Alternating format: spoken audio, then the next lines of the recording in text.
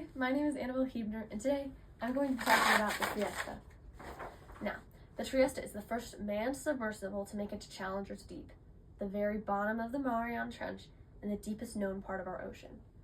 Now, the dive with the Trieste happened in 1960, but I want to go back about 2 decades to the 1940s, when something called the Bathyscaphe was invented by a man named Picard. And now, the Bathyscaphe is what the Trieste was. It's a type of submersible. And this mission couldn't have been done without it. Now, the entire point of a bathyscaphe being invented was to get a submersible that could go to such deep depths of the ocean. It was made for exploration. And so, this is how Picard did it. Now, there are 3 main parts I'm going to be talking about. The large metal hull, the sphere where the scientists and crew are while the dive is happening, and these metal chambers. I'll start with the metal chambers. These are how the dive actually commences. It's how the ship is able to sink down to the bottom of the ocean. Now, both of these chambers hold about 8.8 tons of steel pellets, and these steel pellets drag the ship to the bottom of the ocean. And then there's electromagnets at the bottom. When those electromagnets are released, they release all of the steel pellets in them, and the ship is able to float back to the top. But how's the ship able to float back to the top? I'm glad you asked. Well, the metal hull is full of gasoline, which, as it's less dense than water, is buoyant. And because of its buoyancy, it's able to drag the ship all the way back up to the surface level.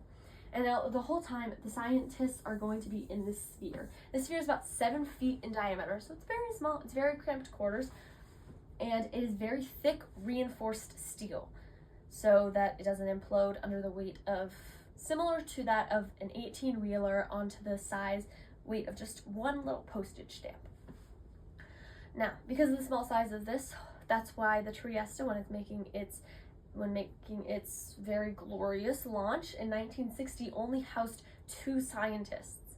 But these scientists changed the way we view this ocean research forever, especially at the bottom of the ocean.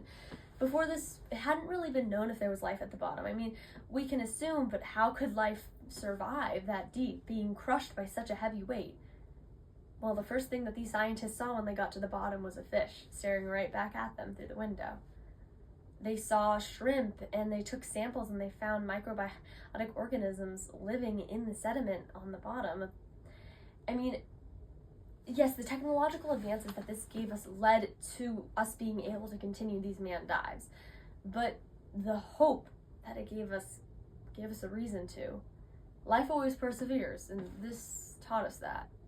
That's enough for today. I don't have any more time, but I really appreciate you all listening to my mini lecture. Cheers!